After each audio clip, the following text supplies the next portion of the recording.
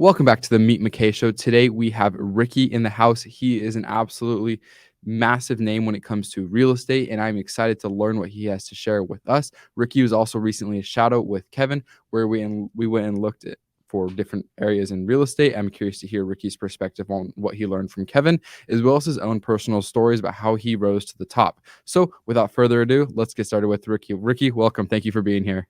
Nah, man. Thanks for having me, bro. Good to be here. We had a lot of fun when you came and chatted with us the other day, and I was overhearing some of the stories and some of the things that you were telling Kevin. Not only do I want to learn, but I feel like you just have so much to share with everybody out there in terms of getting started with real estate, how to take a business really from the bottom, because I heard you were in the recession of '08, how to take a business from the bottom and rise to all the way to the top of where you are today. So, I mean, really, how did it all start for you? What was your entrepreneurial journey like? And let's just go from there. Yeah. I won't make it a long-winded story. But I grew up right here roofing houses with my father in Alabama, really young. I was like cleaning job sites when I was 8 years old. I started laying shingles when I was 12. So I was kind of like brought up in this really just hard-working environment. You know what I mean? And Yeah. honestly, that's kind of where it all begins and ends. I kind of have this just don't care how hard something is. I mean, that's why when you mentioned in 2008, so I got in I went to 4 different colleges in 2 years. I failed a history class and was like, I'm not going to do college. It just wasn't my thing. So, I realized I could take one class and get my real estate license. And I was like, bingo, I can do this and kind of bypass 10 years of college to be a doctor or lawyer or whatever. And I was like, boom, that's a hack right there. Hmm. That's a life hack. Like I'm all about efficiency. When I spot something that's going to improve, it's going to, condense the time that I spend to get from A to B, then I'm really good at spotting those situations. So, um, it's kind of a curse and a blessing because like also the hard work kicks in. So like there's so many things in my life. Like I'm really notorious for waiting too long to like I put too much work in one area, which again is a blessing and a curse because just one example, right? Like I never built a real estate team. I did it all on my own. I waited really way too long to hire an assistant. I had 30 active listings before I hired an assistant. It's a curse because it's like, okay, I could have leveraged earlier. Like I didn't get on social media till 2016, 17. I'm late to a lot of things, but it's because I'm grinding my face off on something that is working for me, right?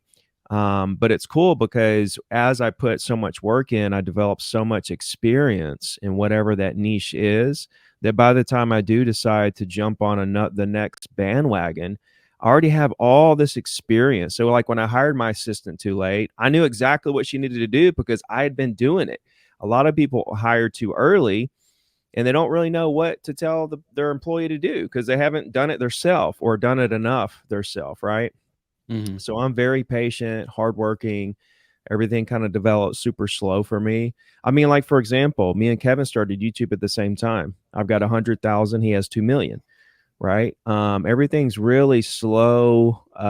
It's just a slow grind for me. Everything always has been, and I'm okay with that because I really look so long term that I don't Hmm. really care what happens like this year, next year. I'm looking at like 2028, 2030, 2040, right?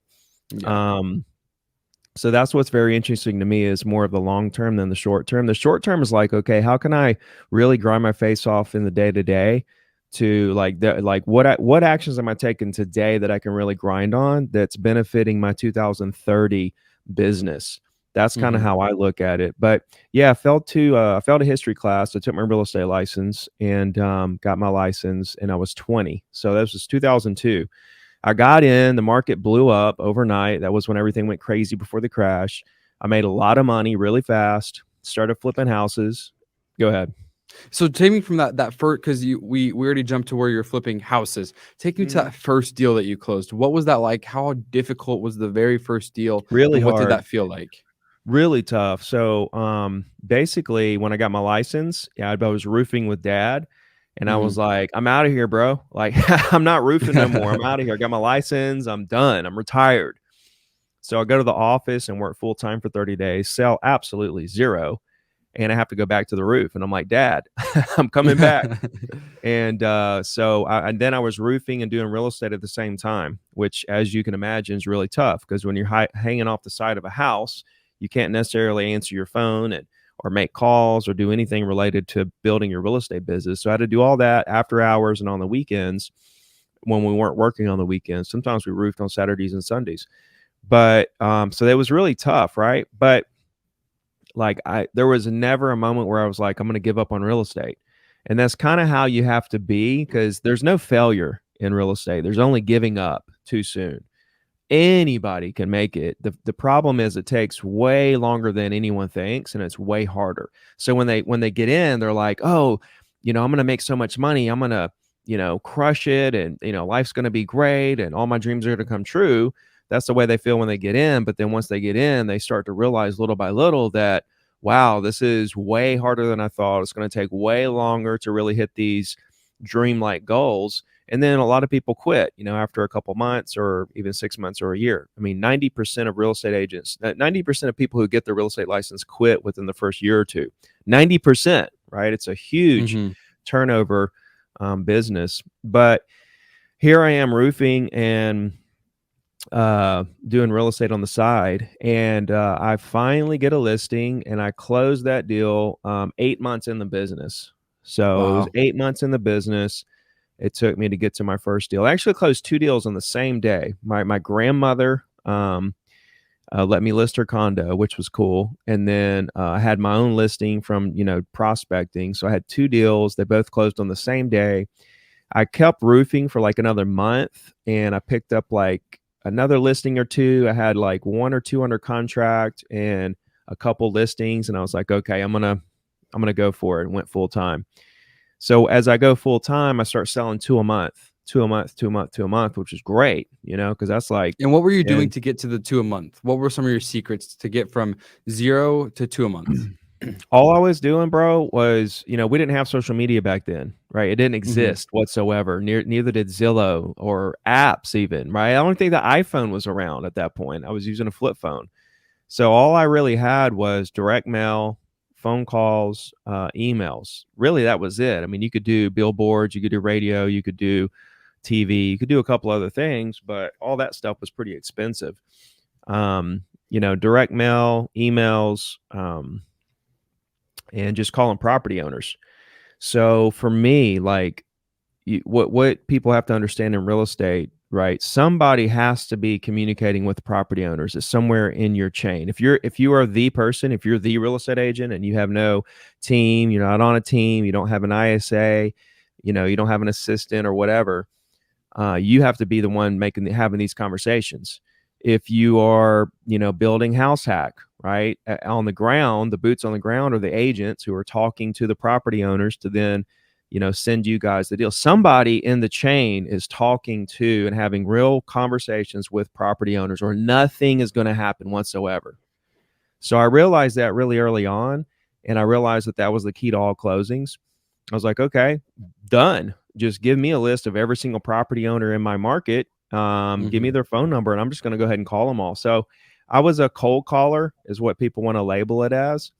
Yeah. But I look at it as more of like a volunteer worker, okay, doing community outreach to people in my market to see what it is I can do to help them.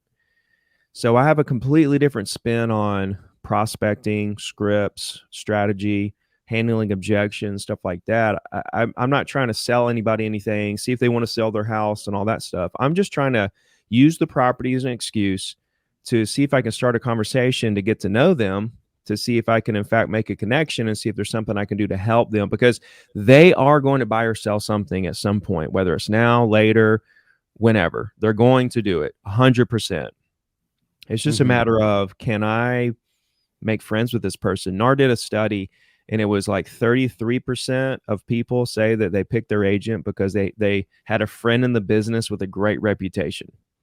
Everything else was less than 1%. What broker you're at, online, blah, blah, blah. Everything else was 1% or less. 33% said they had a friend in the business with a great reputation. And so once you realize that it's about, okay, how many friends do I have in the market that own property that I want to sell? then it's just a race to see who can create the most friends in the market, you know, and create the largest influence of the people. Because you could spend 24/7, 365 the rest of your life and never even scratch the surface of talking to people in your market, right? So we're coming back to Mhm. conversations is the key to all closings. So we can't talk to everyone. If you want to know how I ended up sitting here working for Meet Kevin, definitely check out the courses link down below. I was a YouTube course member as well as a member of other courses, but the YouTube course is really what propelled me to get his team's attention to hire me onto his team, now running the day-to-day of his companies. So check out the links down below. They're 100% worth it. My testimony is included in that because that YouTube course is why I'm sitting here. Without that, I would not be here. So let's be the most efficient, right? Here efficiency comes again. Let me, since I can't talk to everyone, target the exact people I want to do business with, which happens to be the property owners that owns the exact properties I want to sell and whatever niche I want to sell it in. And so I learned that really quickly and was like, let me just go all in here. So I did direct mail, hit them with direct mail. I hit them with phone calls, right? And then once I created those relationships, and they allowed me and agreed, hey, please stay in touch with me. I collected their emails, started building my database of emails and doing a weekly email. I've done a weekly email every Wednesday since 2007. Literally Wow. by 2017, I was making $1 million a year. I was able to quit prospecting completely and continue making $1 million a year every year since, because of the weekly Wow. email and the database that I built. And so that's like, email is a social media platform, right? When people Mhm. go on social media, what do? They They scroll, scroll. right? What do they do when they check their email? They read. They Yeah, they scroll scroll. too. Yep. See? And it's Yeah. the same thing. It's the exact same thing. They check their email the same amount of times a day they check social media. That's debatable, I guess, but somewhere in the same ballpark. And then they're just scrolling. And then if something catches their eye, just like when they're scrolling on social, they stop and they click and they read. It's the same Mhm. thing. So it's a place where that was my social media, right? Yeah. That was like what I used to stay in front of my database. And the cool thing is the organic reach is just out of this world. You know, I Yeah. mean, you guys know on YouTube, like the organic reach is what? I mean, we have What a ridiculous amount of reach. I mean, each video we make gets hundreds of thousands of impressions with No, I the click of a understand that. button. Yeah, no, I understand that. But what is the percentage? Like, okay, so Percentage. Kev has 2 million followers. I mean, 2 million subscribers, and then he gets Mhm. what, 200,000 impressions a video on average or Yeah. something like that. So that's 10%. Yeah. And a It's lot of the, ridiculous. and a lot, well, it's great. A lot of Mhm. those impressions are non-subscribers too, which is also incredible because you're opening up to new audiences. And that's where, like, with social media, like, you can literally for free with a click of a button expose yourself to new audiences every day. That's what's amazing. Like, every little social media platform has its place, but for email, that's the place where you own the database, you control it, but you get a 90% organic reach, right? 90% of the people are going to see it in their inbox, whether they open it or not. You're going to get Mhm. 90% impressions of the people that's in your database. Now, you don't have the ability to open up to new audiences like you do on YouTube, right? So you got to do all of it, is what I'm saying. But the email was where I continued to develop and deepen the relationships with people that I've already, made that great first impression with, right? Mhm. And it's just, I mean, so, like, I do everything, bro. I do, all the podcast platforms. I have like 900 episodes out. I've Wow. got 1,400 videos on YouTube. I'm getting 200 followers a day on Instagram. I've got LinkedIn, Great. Facebook, Snapchat, TikTok, all that stuff, and emails. Like, I do it Yeah. all. And I think they all serve a different purpose, honestly.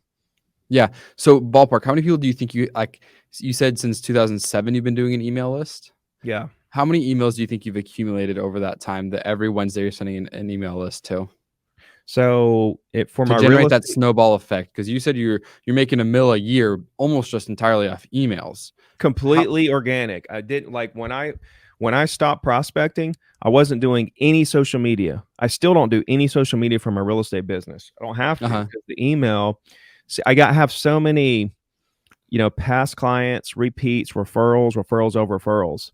And it all comes from that email. It's kind of the glue that holds it all together and keeps you Yeah. connected to me, right? And so those emails is what it like. I create those every week. It's not a generic, cookie Yeah. cutter. It's me spending time. Like I'll do it today. Today's my day.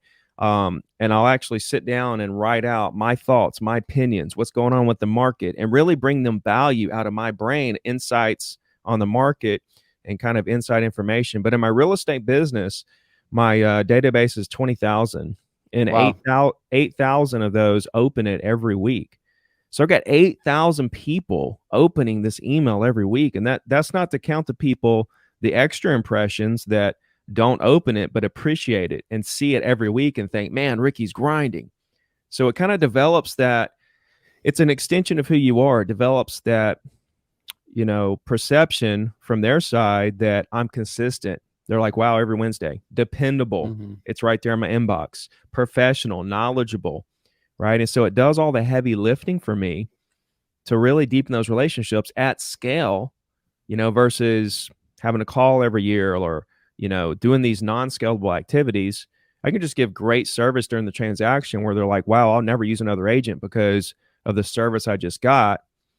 I'll never forget about him either because of these incredible emails. For sure. At what point did you think like, wow, I can take the foot off the gas with prospecting? And what was that number where it was like, this is $1 million email list? 10,000. When I was at 10, 12,000, that was the year that I made a mill. When I got to Okay. about that number, I made a mill, and I was like, boom, I'm going to take the foot. I'm going to flip the switch on prospecting, which I was spending 3 hours a day prospecting. I'm going to Hmm. flip that switch because I was seeing the leads coming in, and the leads coming in were not coming in from prospecting. Man, most of the leads are coming in from the email. So I was like, I can not prospect, still have these leads coming in, and I can spend these hours I used to spend prospecting and write a book, write 2 books, Mm, start coaching agents for free, start speaking, start, doing live trainings, and start building my brand as a real estate coach, okay. right? And so I took the time that I was spending prospecting and just deployed that into building the Ricky Carruth brand, right? And Hmm. thank God I did. I mean, I lost 100,000 a year for 2 years doing that because I was spending money on ads and on websites and all this. So I'm like spending 50% of my time on a business that loses 6 figure while I'm neglecting my business that makes 7 figure. It was crazy time, man. I was like, I really doubted. Like, there was a couple times where I was like, should I be doing this? Yeah. Is this going to work? But thank God I kept going. The reason I did is because I kept getting messages from agents telling me, you know, thank you so much. I was going to have to quit real estate or whatever. And now I'm crushing it. So every message Yeah. I got like that just kind of kept me going. So here's the probably my biggest question to wrap up the email segment, because I think that that's such a profound. I think it's even more valuable that you have like a specific number tied to it. I feel like that's very rare. Thank you for sharing that. What was the best way for you to get those emails? How did you get majority of them? Because there wasn't social media where it's like, hey, drop your email down below. It, like you had to Yeah, almost, I don't want to say one by one, but how did you get these I emails? did. I did. Most of them were. So I made 100,000 calls, Wow, right? Over, that's so many calls. I was an yeah. insurance agent. I know how many calls that is. And you know what? We didn't have dialers. It was all hand Oh my dialing. gosh. So I did that over the first 15 years of my career. So I made a ton of Wow. calls in the beginning, and then I stepped out of the business for a while when I lost everything and was sleeping in my car and stuff. And then I came back. And so it wasn't like a solid 15 years of making calls, but over the course of 15 years, I made 100,000 calls. I talked to 10,000 of those people, and I got 5,000 emails out of it. So 5,000 of that email list are literally people that I called one at a time, had conversations, developed a relationship, made a great first impression, and they said it was okay to stay in touch. I got their email, and bam. So that was the majority of it in the beginning, and then from there, I did a bunch of email marketing. Like I would buy email lists and just randomly email people in the Southeast about Gulf Shores beaches and condos being 50% off back then and stuff. And I picked up like 1,000. I do in 2008. I emailed 1 million people randomly, Wow. and 1,000 of them emailed me back, and like 20 of them bought something that year. Now you can't do that in today's world because of the like the I don't want to say spam law. It's not even the spam laws. It's more so the platforms don't allow you to do this anymore. Like if you try to do like a bulk email with random emails, like Yahoo won't even let you send that email. And you Mhm. can't just plug a million emails into a Constant Contact or a MailChimp. They'll literally shut your account down. It's like you can't even do that anymore. Um, and I don't even suggest doing that. That was like wild, wild west. Ricky doesn't give a shit. I'm Yeah. just going to go do what I have to do. You know, that was the year I got off the oil rig. I worked on an oil rig in 2007 in Mississippi, and I was just hungry. I didn't care. I was calling people, emailing people, direct mail. I was doing whatever I had to do to kind of get the business back off the ground and kind of get moving in the right direction. But yeah, so like 1,000 people email me back, 20 bought something that year. So that was 1,000. So that's 6,000 right there. And then I had a lot from people like referring my report. Or like Mhm. if you go to my website, there's a place you can sign up for the email. So like over the years, I accumulated a lot of them just because people would send it to their friends, and then their friends would subscribe, and different things like that. So Yeah. yeah, man. Very cool. So I feel like, I mean, for lack of better terms, that the emails are almost your secret sauce. That's how you were able Yeah, to amass almost like an automatic mill a year. I don't want to say it automatic is. because there's obviously a lot of work after It's that email is sent. Well, at that point, it's servicing though. Instead of going out and prospecting and trying to find business, you're just having people contact you, and now you're just servicing them. And the cool thing is, in the beginning of your career, when you're brand new, nobody knows you, you're out here trying to get listings and sales, you're literally competing. And most of the people that you go to a listing appointment, most of the sellers you try to list their property, they're going to interview 3 agents, right? They're interviewing 3 agents to see who they want to go with. When you get to that backside of your career where you've built this database and you built all that trust, they're not interviewing 3 agents, bro. They're calling you, right? Or they were referred by somebody who used you and said, don't use anybody else, right? And these people are calling. They're not looking for other agents. They want you to handle it. Everything just kind of falls in your lap. You know, Mhm. yeah, servicing the deal, there's some work there, but honestly, servicing's not hard. You know, like most agents can handle, you know, 20, 30 deals at a time. You know, if they had Yeah. that many deals, they just don't have that many deals, because the hard part is not servicing, right? The hard part is getting the clients, right? And getting the clients that trust you out of all the agents out there to represent them on this transaction. That's the tough part, right? And to have Gotcha. enough clients to keep consistent business where you're having closings every month. Yeah. You know, it's not that like the like one like the couple things I learned through the crash was that number one, closings happen every single day by the truckloads, regardless of market conditions. So even in 2008, you go back, that was the worst year transaction wise. You go back and you look at county records or NMLS or whatever, dude, closings every day. And you look back at that and you think, man, it wasn't that bad, right? But at the time, when you're talking to prospects and they don't want to do anything, and you have to talk to 20 times more prospects to find one that wants to do something than you did a couple years ago, you think, man, this is horror. This is tough. But when you look back at the actual statistics, now that we're where we are, you think that wasn't so bad. There were still plenty of Yeah. deals happening. Agents were getting out of the business, which left more for the agents to stay in the business. You just have to realize it's a relationship business. See, in the beginning, bro, this will be big for you right here. Okay. In the beginning, that first part of my career when I made all that money before I lost everything, I literally could call 10 property owners and say, who wants to make 100,000 a day or 200,000 a day? Because that's how high prices were going. Like, who wants to make 150,000 a day? Oh, out of 10 people, somebody would say, me. So out of 10 calls, I would find somebody that would list for say 500,000, 600,000. I would make 20, 30 grand, and we would sell it in a day. And then that seller just rode off into the sunset with this 200,000. There was no incentive for me to, at that time, like knowing what I know now, I should have, but at the time, there was no incentive for me to stay in touch with that client, because they weren't going to rebuy into this overinflated market. And I could just go make 10 more calls and make 20 more thousand. I didn't need that client anymore. So in the beginning, bro, I was just a turn and burn. I would call, make 20,000, and then boom, I had no clientele, I had no database, I had no relationships. When Yeah. I lost everything, I was on the oil rig and watching MLS, and I was like, my clients that I represented at the top, Yeah. I saw that they were buying and selling stuff at the bottom through other agents when I was out of the business.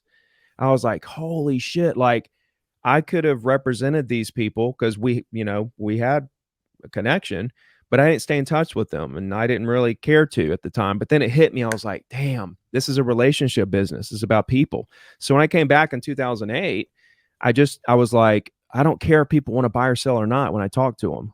I just want to be their friends forever and help them whenever they decide to do something and kind of let them run the like run the ship, make the decisions of when they're going to buy or sell. I'm just here to help them do it when they get ready to. I Mhm. moved away, bro, from a salesperson to more of a service oriented person. That's when I realized like this business is not sales, it's service. Okay. Very good. That's I see what you mean. Just keeping those lifelong clients, keeping them because maybe they want to buy an investment property in the future. Maybe they want to have their kids. So keeping that contact, I think that's really important, and I think you touched a lot on that. And it's So literally why I lost everything. yeah. So I was actually just going to ask that. I feel like you've referenced this a couple times. So I feel like you went from. Tell me if I'm wrong here. If I have the timeline wrong, you went from roofing to real estate, 30 days back to roofing, and then slowly started building your book of business. Take me from that point to where you said you're making a ton of money and lost it all. What happened? So yeah, when I got in, I started selling the two, 8 months I made my first sale, started selling two a month.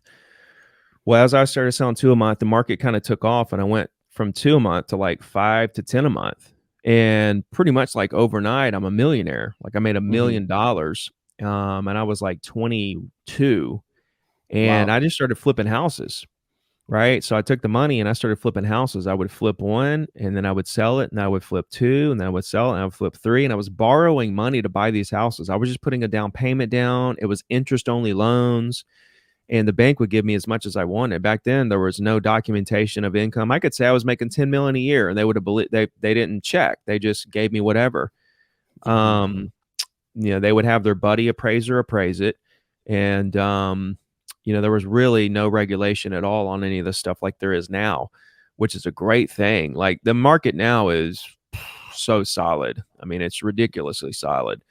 Okay. And so I made a meal and I was flipping houses, borrowing money. So I kept building that flipping portfolio where I got up to where I don't know how many houses I had there at the very end, maybe like 10, but I had like $1.5 million worth of debt. Okay. The market started to go down. It started to go down early 2005 in my market.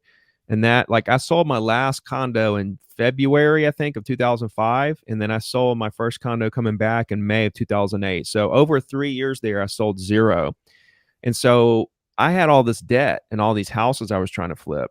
When the market turned, it was like overnight, the equity just disappeared. So like I was struggling to sell these houses for only what I owed just to break even on these houses and lose my Mhm. down payment, right? Yeah. Um, and 20% so down? some of them were 100, like yeah, some of them were 100, some of them I would put like five. I think I put like 5 or 10% down on most of them, Okay. right? That's still a good chunk of money for 10 houses. Yeah, so like even that I was struggling.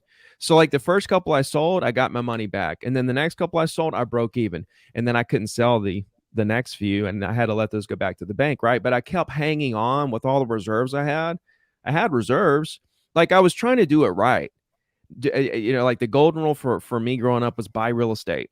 But nobody told Mhm. me there was a right and wrong way to do it Yeah. and flipping houses into taking debt to flip houses into an overheated market was just not a good idea.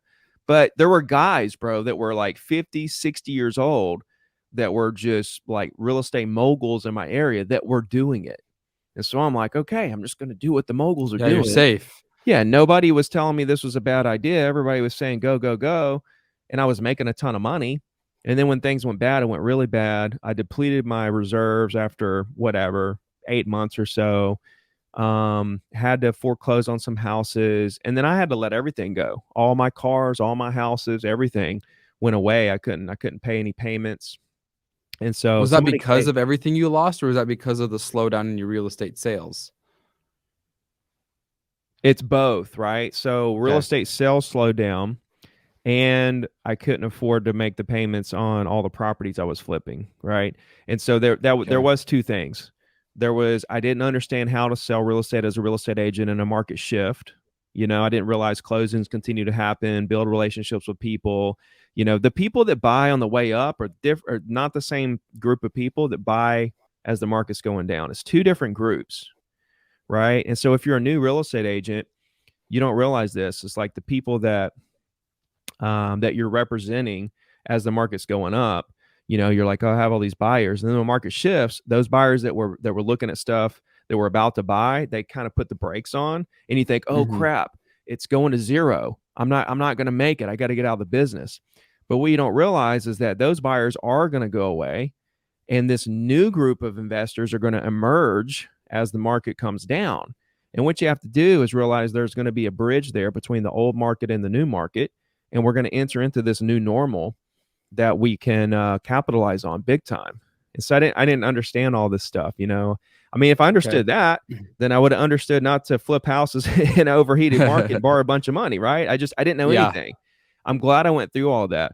But yeah, dude, like looking back, I'm glad it happened the way it did, but I could have continued to sell real estate during that time and crush it. Of course, I got back in 2008 and crushed it. I mean, I made 100,000 that year.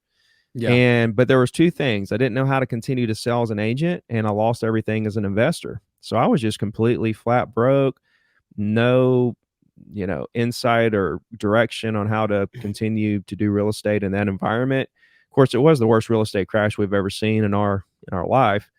Yeah. So, you got to hand it to hand it to that. But yeah, somebody gave me their beat up Ford Contour. Like I had to ride the brakes for the tail lights, like I had to ride the brakes. So lights were Yeah. working on the back. I had a boombox in the back seat. I went back to roofing houses, and I was doing that. I did that for about a year, and then I jumped on an oil rig in Mississippi. But I was sleeping in that car.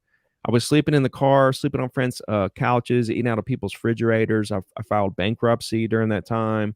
I Wow. was just completely, but I had two jobs. I was roofing and serving tables. And then when I took the oil rig job, it was every other week. So it's like, oh, cool. I can work on the oil rig a week and then do real estate a week. Oil rig, real estate, oil rig, real Yeah. estate. So you went back to roofing in 2005. And Hmm. how did you end up sleeping in your car? And what was your rise like sleeping from your car until your peak earnings? And what was that whole experience like? Yeah. So that's cool. So when I finally stepped out of real estate, I hung on as long as I could. Hmm. Here's the thing, bro. All right. You know, I've told you I grew up roofing, and like hard work is kind of my thing, right? So I don't care what I'm doing. Yeah, I didn't care that I lost everything and got kicked back to the bottom financially. Like my life didn't change at all, because my life is this: wake up, work as hard as I can, go home, go to sleep, do it over again, right? Every day. So it doesn't matter if I'm doing real estate, roofing, oil rigs, serving tables, concierge, cooking in restaurants, whatever I've done, whatever I do, it's going to be the same thing. Wake up, work as Hmm. hard as I can. So my life doesn't change at all. See, that's what a lot of people don't understand. They want to go full-time real estate. They got their license, they have a job they don't like, they're part-time real estate now. They just want to go full-time, want to go full-time. I'm like, dude, calm down. Your life's not going to change at all. It's actually going to get worse, because when you go full-time real estate, you're going to have to work more than you're working now. It's going to be a lot more stressful, because now it's on you to produce. You don't get paid just to show up. Yeah. Like take it slow, man. Like it's okay. You got plenty of time here, but your life isn't going to change much, because guess what? You wake up now, you work as hard as you can, you go home, go to sleep, you do it again the next day. Nothing's going to change when you get full-time real estate. You're going to wake up, work as hard as you can. And so that's how I am and was when I got out of real estate. I was just getting up at the same time, going and getting on a roof instead of going to the office, right? And I was like 23 or something. Like I was still, young enough to go out and run around on a roof, without, like there's no way I Yeah. could do it. I could do it right now, but it wouldn't be the same as when I was like 25. But, but, Yeah. uh, but yeah, no, no, no. So I had, my friend gave me their car. And at that point, like that's when I was partying a lot too. So like I would go out to bars till like they closed at 3. I would literally go and shut the bars down with all my buddies, and then like sleep in my car. I slept in my car many times, and just wake up and just go drive straight to the job site. Um, but yeah, I quit drinking So back how'd in you go 2000. from that? Sorry, say that again. I quit drinking in 2014, like almost died one Okay. night, and I was like, Oh I no. will never take another sip, smoke anything, do anything ever again. And like, thank God. I don't know how I'd like quit doing everything without having to go to AA and stuff, but Mm-hmm. that was a super blessing. Because if I didn't quit drinking and stuff, honestly, doing drugs and everything, then I wouldn't, I would never have written two books. I would never be speaking on stages or building a huge influence. I would be doing none of that. I would actually probably be, I know I would be dead for sure. I'd be dead, definitely in jail, something like that. But Yeah. no. So I'm sleeping in my car, sleeping on friends' couches, eating out of people's refrigerators, and so that was 2005 and 6. So like about halfway through, let's see, when did I start? It was actually probably towards the end of 2005 when I got back on the roof. And so the whole year 2006, I'm roofing, and this is my life. And then 2007, the entire year, I worked on the oil rig from January to December. I got laid off January, like in the first weeks of January. And so on the oil rig, I was there every other week, so it gave me a place to live on my weeks that I was working on the rig. Like you live on the rig, and so I was Mm-hmm. like, "Wow, I get a place to stay for a week. I make 5,000 a month. I get a week. I get 2 weeks off a month to go like try to do real estate again or whatever." That didn't work out because in the oil rig, you work so hard. It takes you like several days to recover. Like when you come back from the week, like it takes you a half a week for your body to recover from the Wow. work. It's ridiculous. That's Plus crazy. every every other week you do six in the morning till 6 at night. One week you come home, then the next week you do 6 in the afternoon to 6 in the morning all week. So Oof. by the time your body gets used to working, all night, Mm-hmm. now you're back to real life next week, trying to like readjust to waking up at 6 instead of going to bed at 6 in the morning. And so that takes like it take a whole week basically for me to kind of recover and get my mind to where I could actually try to do some real estate. It just didn't work out For sure. as far as that goes, but I did make some money, and you know um so I did that. But okay, getting back into real estate, so there was a guy at my very first brokerage who taught me everything. He was kind of a mentor. We're still best friends today, and he taught me how to look up property owners, what to put on letters, what to put on emails, what to say to property owners. Like he laid it out for me. Super guy, an incredible real estate agent. But he later on, when I was working on the oil rig in 2007, dude, I kept three bills when I lost everything: my cell phone, my real estate license, and my MLS. That's literally the only bills that I had. I had no insurance, power bill, rent, nothing. I wouldn't let those three things go. Like I was going to Mm-hmm. hang on to my real estate license no matter what. So I still had MLS. So like in 2007, when I was on the oil rig, I was studying MLS because like I had to figure out why I failed. Like I'm the most honest, hardworking, dependable guy I know. Where did I go wrong here? And it wasn't just the bad investments; it was the why can't I continue to sell real estate question. So Yeah. anyway, I was studying MLS and I saw this guy that helped me in the beginning. He sold 30 properties in 2006. I was like, oh my God, dude, because here I am, sold zero, roofing houses that year. People are getting out of the business left and right. And this dude closes 30 deals. And this is the guy that helped me in the beginning, like my buddy, my bro. Yeah. I called him and I was like, how in the world did you sell 30? That's 3 deals a month when the Yeah. market That's is crazy. when the market is nothing. And these are Gulf front condos. This isn't cheap stuff. And I was like, bro, what what's up? Yeah. So he's like, Well, man, I'm curious. What was it? he said, come over to the house, man. I'll sit down and let me show you what I got going on. I was like, boom, done. So I show up. So in the beginning of my career, he taught me phone calls, emails, and postcards, right? I Mm-hmm. show up to his house in the beginning of 2007.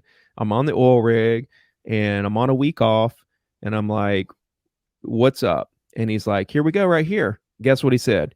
Phone calls, emails, and postcards. The same thing.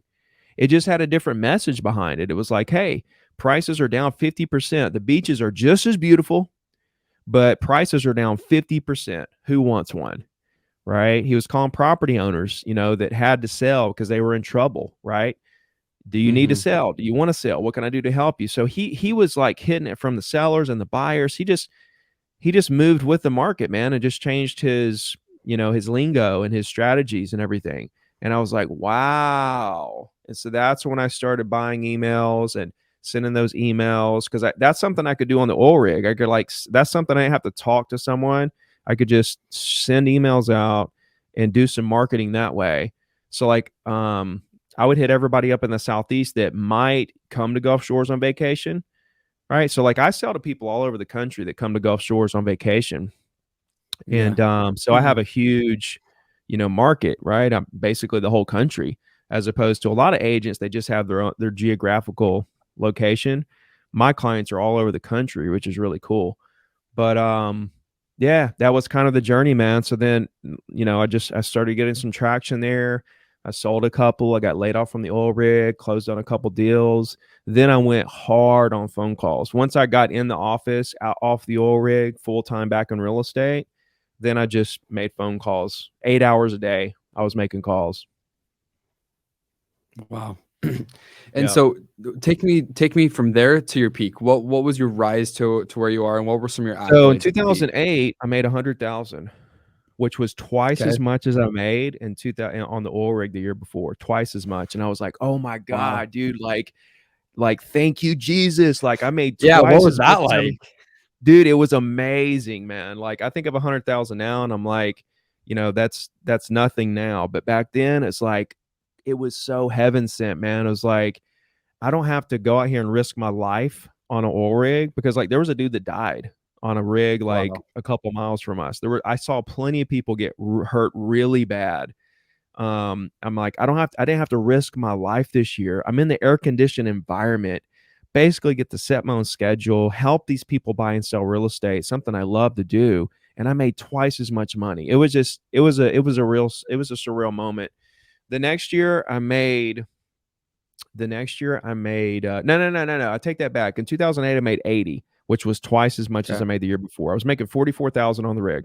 And then in Okay. 2009, I made 100. Okay. And then 2010, I made 150. So that year, 2010, was the BP oil spill. You remember that one? Vaguely. I was only 10 years old at the time, so So, so, I so don't the B, remember so the too B, much. so the BP oil spill in the Gulf of Mexico was an explosion of a rig in the Gulf of Mexico that caused this massive oil spill in the Gulf, and that's Okay. right out here, in our waters here. And it scared so many people. It was a mini recession in my area because we're beachfront, and so people Yeah. thought that oil was going to be washing up on the beach, and nobody's going to ever come here again, and everything was going to go to hell.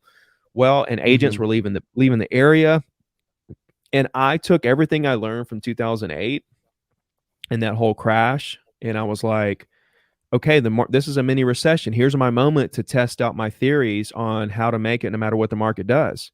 Let me go back to relationship building. Let me go back to what can I help you, because when prices go down, that means sellers are bailing, right? And I need to be the one helping them bail out of those situations, as well as find the buyers who want to take advantage of these low prices. There's so much opportunity when markets shift like that. And that's what I did. For sure. I mean, I remember telling all the agents in the office, I was like, guys, here's what we need to do. Calm down, call all your clients, let them know what's going on, keep them informed on the situation, and just see what you can do to help them. See that property owners only have three options, man, at any given time, no matter what the market's doing. They can either buy, they can sell, or they can hold. There's only three options, Yeah. okay? And so it's like, okay, when the market shifts, it's like, okay, Mr. Property Owner, do you want to buy because it's cheaper? Do you need to sell because you're in trouble? Or are you just going to ride this thing out and see what happens? Either way it goes, do you already have an agent you're working with? I'd love to work with you. Can I stay in touch? That's the basis of it. Boom, email. Yeah, yeah. And when you ask for email, it's like, hey, is there anything I do to help you? No, cool. Well, listen, I'm sure at some point in the future you're going to buy or sell. I would imagine, right? Right. I would love the opportunity to work with you when that day comes. Would it be okay if I just stayed in touch? And then you let them verbally say yes, because at that point they don't know you're going to ask for an email or whatever. They're just thinking, sure, you can stay in touch. And then you're like, cool, what's a good email for you? And they almost feel obligated at that point to give you that email because they've already verbally committed to staying in touch with you. It doesn't always work, but it Yeah. works a lot more than it doesn't. But yeah, like so in 2010 I made 50% more. So in this recessionary mini Wow. recession market, I made 50% more money than I made the year before. And that's when I was like, boom, dude. That's when I was like, I got this. And I went to Mhm. Remax, which is the most expensive place to work for, but I wanted to be around Mhm. all the top producers. This was the highest producing office in our area. All the players, the guy I was talking about that helped me in the beginning, he was there. I was like, I'm going there. I've got this. So I went there 2010, and then I just busted my ass, dude. And so by 2014, I was selling 100 properties a year, just a single agent. I was the number one Remax agent in Wow. Alabama. So I was the number one agent in my entire MLS out of all agents for 8 years in a row, from 2014 to Holy cow. 2021. Yeah, and I was outselling entire 20 agent teams by myself. So I was the number one Wow. agent in my entire MLS for 8 years in a row. But then 3 years out of that, I was the number one Remax agent in the state. And then, I was like top five, every year of that 8 years. So Wow, that's yeah, it was incredible. like okay, so get this. I get in, I make a Okay. meal, I lose it, I come back in 2008. I took everything I learned, and then it still took me 6 years from 2008 to 2014 of grinding my face off to get to 100 deals a year. Right. And all these Okay. agents nowadays, they like get mad if they don't hit 100 deals in their first 2 or 3 years, Yeah. you know?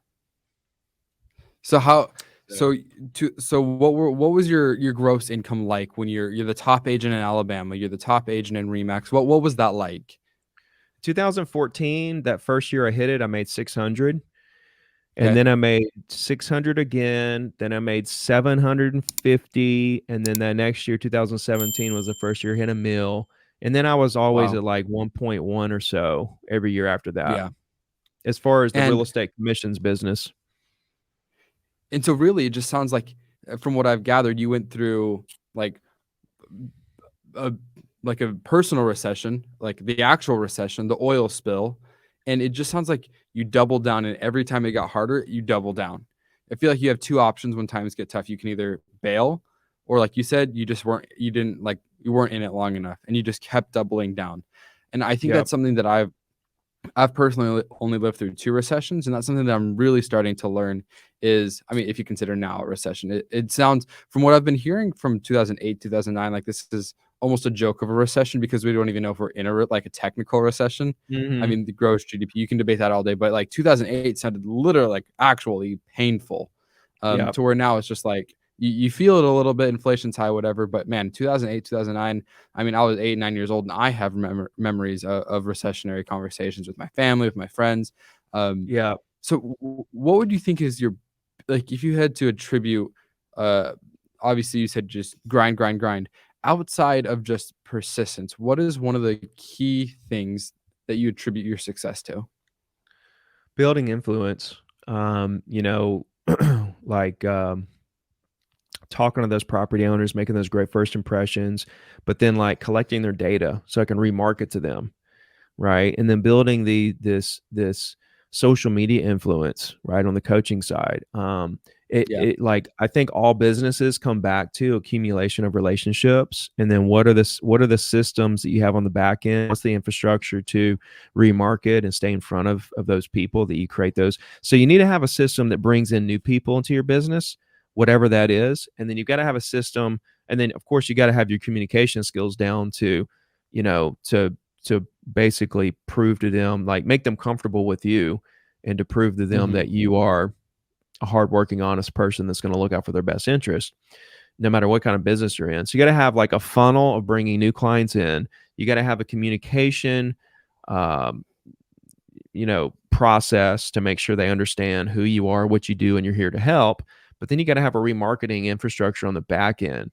So, like, with you guys, it's YouTube, right? YouTube's the big thing for you guys. That's how you bring new people in. That's how you stay in. That's how you communicate that, that you're here to help. And then it's also how you remarket on the back end. So you just have to have something in place. And for me, it's like, let me hit all platforms. I want to do every platform. I want to accumulate as many people as I can on every platform, including email. I want to talk to as many people as I can. And I want to try to be more efficient with who I'm talking to. I think that's a big thing, is targeting the right clients. If you're an agent, it's going to be property owners that own the exact properties you want to sell, not buying random leads online. That's not the most efficient thing to do. Most efficiently is to have conversations with people that own the exact properties you want to sell. If you're, like you guys with House Hack, it's going to be more so the agents in the different areas, developing those relationships, and how you guys continue to build those relationships and stay in touch with those agents to send you those deals. So each business, you need to target who that perfect connection is, that customer. Continue building new relationships with those type of customers. I mean, for you guys, it's almost like the agents are the customers for your business. Those are For the ones you're sure. building relationships with to send you deals. Yeah. Same thing with agents. It's property owners. They're the ones that you create relationships with to send you deals. So I think figuring out who that niche customer is, developing a system that you have an inflow, high frequency of new customers coming in, to then have a system to develop the relationships and then stay in touch with them forever. That's different for every business, those processes, but that's really the bottom line. Every lead generation avenue comes down to data collection, communication, conversion, remarket. It's a 4-step process for every single lead gen activity there is. Okay. There's so much to digest. You've done a great job, and I think that some of the most valuable things that I've taken away is the how important it is to develop relationships with the people that you're wanting to work with, not just Mhm. like how you did in the early stage. Okay, one Mhm. client call, boom, 20K done. Like continuing Mhm. to cultivate that relationship. I think that's super important. So you Mhm. also had the opportunity a couple of days ago to shadow Kevin, meet Kevin. What were some of the things that you don't necessarily pick up through the camera? What were some of the things you learned? What was just your overall impression and experience like? Well, number one, it was over the top. It was just a really incredible experience. I had a lot of fun. I learned a lot. My thing is, I wanted to learn more about his businesses. Like, I didn't understand House Hack to the fullest. Like, I want to invest, but Mhm. I wanted to know more. So like going out 'Kay. there, um, the biggest thing for me, my biggest objective was to just learn more about that business to solidify my decision to invest in it or not. Um, Mhm. and so I did that, and like I'm working on getting it set up where I can throw some money there for sure, Great. no doubt. And then another thing that was really cool is that he's the exact same person on YouTube as he is in person. Like there's not like a different Kevin. Like it's the Yeah. same person, which was really cool to see. Dude's smart as a whip, as and super high energy and super extroverted. It's just good to be around that type of energy, honestly. But I learned a Yeah. lot about why he did the ETF. I learned a lot about he even looked at my YouTube, like, and actually looked at Mhm. thumbnails, looked at titles, like gave me advice and stuff. But it was really cool to just be able to basically spend 11 hours right next to him, picking his brain about anything I wanted to pick his brain on, as well as watch him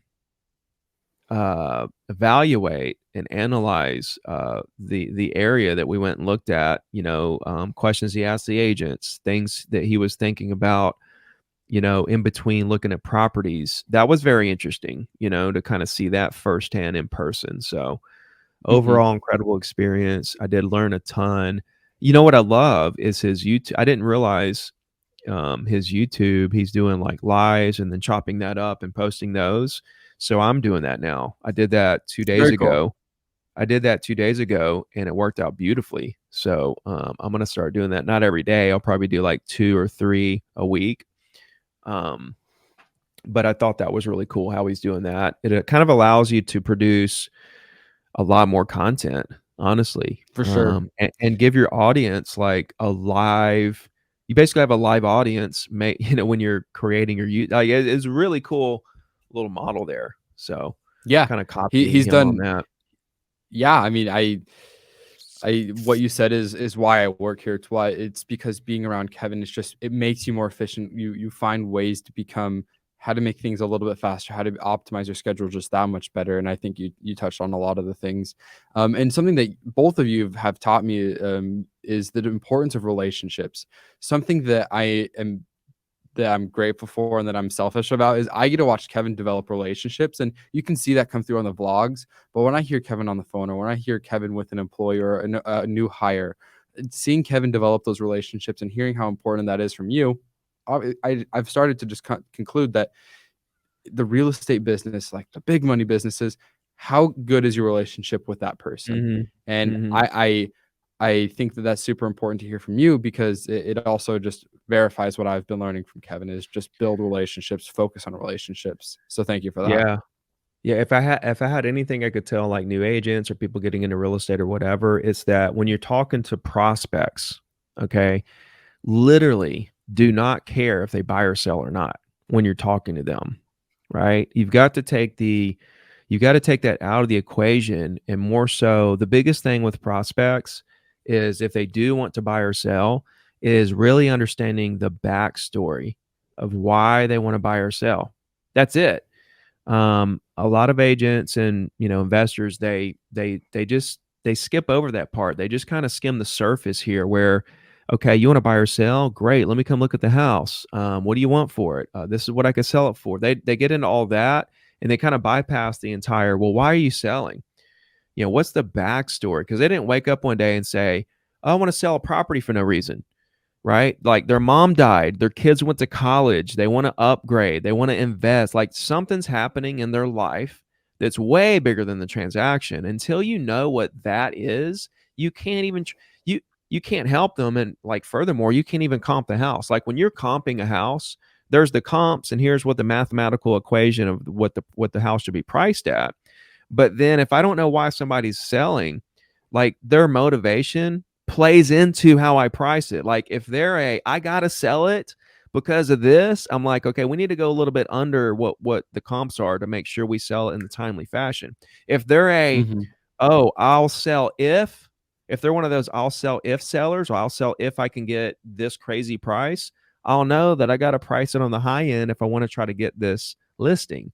And again, agents think they're the god of real estate. It's like a property's worth what somebody's willing to sell it for, and somebody's willing to pay for it, not what you think it's worth based on comps. I mean, things sell way higher than comps and way lower than comps all the time, right? You never know what something's going to sell for. Things I think will sell in a day never sell, and things I think will never sell in a day. Happens all the Wow. time.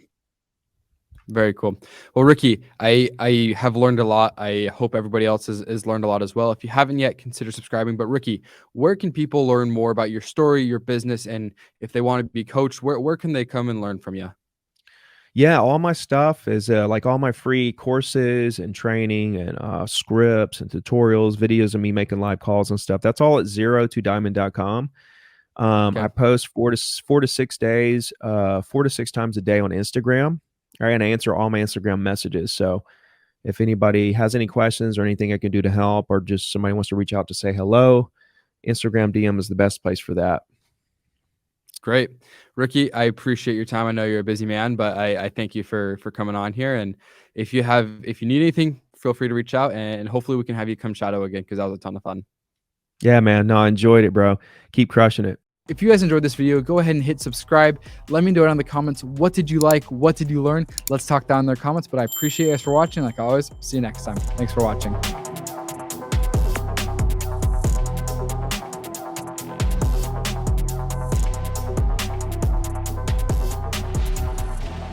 If you want an opportunity to shadow Kevin just like Tyler did, hang out with me and the team and learn and ask any kind of questions you want to Kevin or I, consider checking out the links down below where you can shadow Kevin for a day, spend a day with us, tons to learn. We have a good time, and I love learning from you guys and meeting you guys. So if you want to check out the link down below, there's an opportunity to shadow Kevin in there. Check it out.